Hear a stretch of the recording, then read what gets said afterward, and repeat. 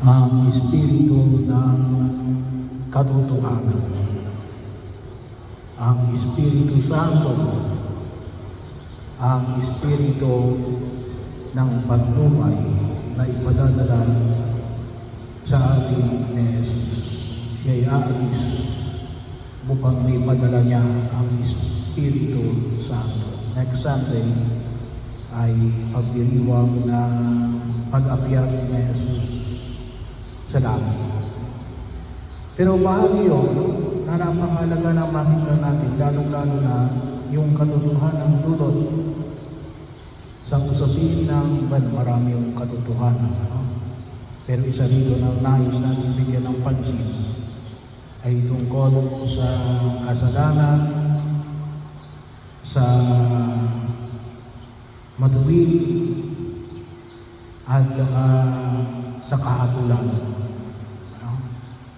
So, kinakailangan maunawaan natin sapagkat iba-iba yung pagkaunawa ng tao. Naalala ko tuloy yung isang may nag-post sa Facebook na nag-post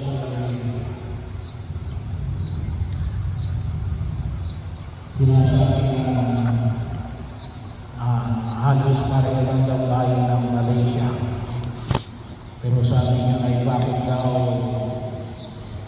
mas madakas ang crime rate namin kaya sa Malaysia at ang kanyang ginawa, ang kanyang dahilan yung kanyang pansamatahan naman dahil medyo hindi ko alam kung saan niya kinuha yung basya, pero ang ginamit niyang dahilan ay gawa daw tayo yung mga Kristiyano. At ang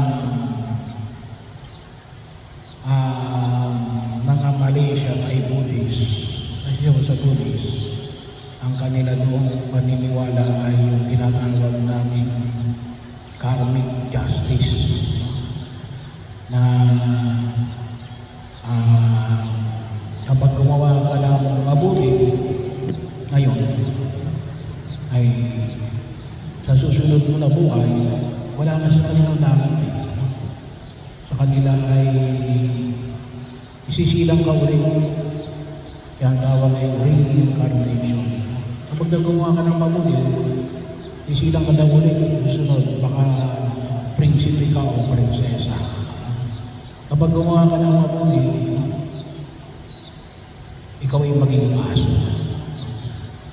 So, ang sa atin daw, Kristiyano, kapag nagkasala ka at maniwala ka kay Jesus, ay patatawarin ka ni Jesus. Well, bahagi yun. Parang sinasabi niya na yung ating pananampalataya has no sense of justice. Sabi ko, baka yung kanyang upbringing ay hindi upbringing ng pagiging Katoliko. Baka kung siya man ay Kristiyano, baka ang kanyang upbringing ay pagiging Protestante. Kasi sa Protestante, ang paniniwala nila ay once saved, always saved. Ibig sabihin, kapag sumampalataya ka na kay Jesus, kahit na magkasala ka, buburahin na yun ni Jesus. Ligtas ka na.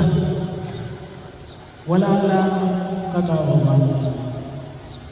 Kaya huwag mo kayong magtaka kung bakit mayroong iba na hindi nagbabayad ng utang. Kasi nga, patatawarin naman ako ng Diyos. Ay hindi ho yan yung pamantayan ng paniging Katoliko at ang pagkaunawa natin sa kasalanan, sa biyaya ng ating pagtingin kay Jesus. Kaya mayroon tayong purgatorio. Patatawarin ka ng Jesus. Pero hindi nangulugan na bagaman ikaw ay pumunta na sa, hindi ka na pumunta sa impyerno, hindi nangulugan na hindi ka muna pagkukursahan. yung ginawa mong kasalanan. Pati pinatawad ka, pero tayong purgatorio. Kung hindi mo na ibigay yung hinihingi ng katarungan, nung ikaw ay nasa daigdig pa. Ay napakahalaga yung turo ng purgatorio. No? Iba natin mga kapatid na hindi katoliko. Wala silang purgatorio. No? Kaya makita ko natin, sabi ko rin ako, ay isang hamon na naman maunawaan natin yung kahalagahan ng kasalanan. No? May epekto yung kasalanan. At yun ay alin, kinakailangan din natin ibigay yung hinihingi ng katarungan. Ayoko sabihin yung salitang pagbabayaran. Pero, it is one and the same. No? Ibigay yung hinihingi ng katarungan. Mahalaga ko yun. Kasi pagkabag sinabi mo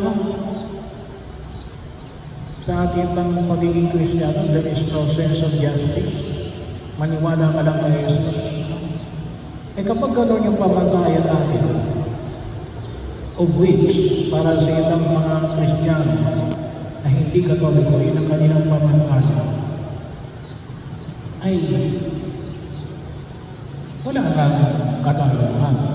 Parang sinabi mo na you are already exempted para ibigay ang hinihingi ng katarungan. Ay hindi po yan ang pagkaunawa natin. Kaya nga, kinakailangan maunawaan natin ito sa liwanag na Jesucristo. Si Jesus na alin ang Diyos na naging. May epekto yun. Yung pagkakaroon ng laman.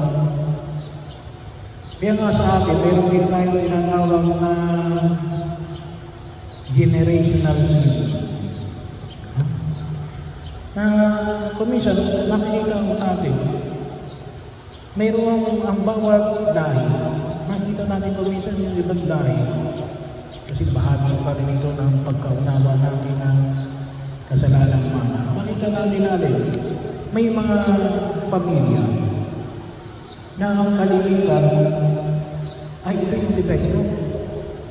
Physically, psychologically, spiritually, and morally. No? Bahagi yun. Ito mga lahi ito ng mga gwapo. No? Ito mga lahi ito na ito yung kalimitan nilang kasalanan. Bahagi yun. Bakit? Epekto yun ng tinatawag natin generational sin. O kung tawagin natin ngayon sa mga bagong teknolohiya, mayroong DNA. Ito yung DNA niya. No? Bahagi yun.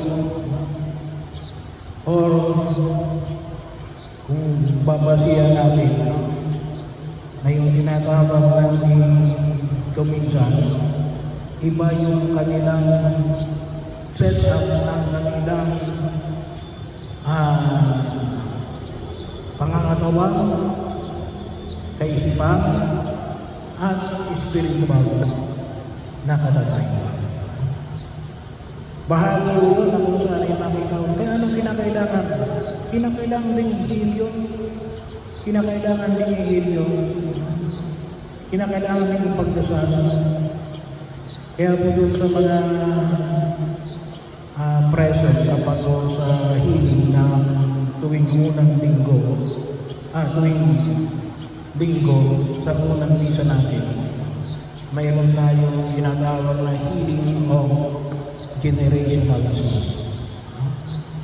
Pero yun ay kaakibat ng alin sa ayon sa pagpagnayan natin sa pagkilala natin kay Jesus. Saan yun? Sa Jesus na totoong tao at totoong Diyos. Kaya bakit? Kasi kinakailangan niya inumin ang pagkasala, hindi lamang ng ating kaluluwa, kundi ganoon din ang ating katawan. No? At nais ng Diyos na hinunin ang bahagi ng ating laman na nasira, gawa ng pagkakasala mula pa sa pagkakasala ni Eva at ni Adan. Kaya yun nawa yung makita natin. Kasi kung hindi natin nakikita yung iba-iba yung pag-iisip natin tungkol sa tinatawag nating kasalanan, katarungan, at kaparusahan. Kaya dapat makita natin ito lahat sa liwanag ng ating Panginoon Jesucristo. At yun ang magtutulong sa atin, ang Espiritu Santo na kanyang pinadala pagkatapos niya pumakyat sa langit. Kaya nga, ikaw naman yung makita natin. Marami po akong mga katotohanan, pero sa nawag natin kalimutan natin na tingnan natin ito sa mata ng ating Panginoon Jesucristo. No? Kaya kung naman sa ating mga anong sana? Ano yung pwedeng sabihin ni Jesus tungkol sa bagay na ito? No? Bahagi. Kaya anong kinakailangan? Kinakailangan natin patuloy na pag-aralan ang ating Panginoong Jesucristo para maintindihan natin yung tunay na pagtingin natin sa mga bagay na nakikita natin sa daigdig na ito sa tulong ng Espiritu Santo. Kaya sana po, maging bukas yung ating kailangan sa pagkilala ng dakilang biyaya na ito na nawa ay lapitan natin upang sa ganon mas maliging makahulugan ang pagkilos natin sa daigdig na ito na patungo sa kaliwanagan dulot ng pagliligtas ng ating Panginoon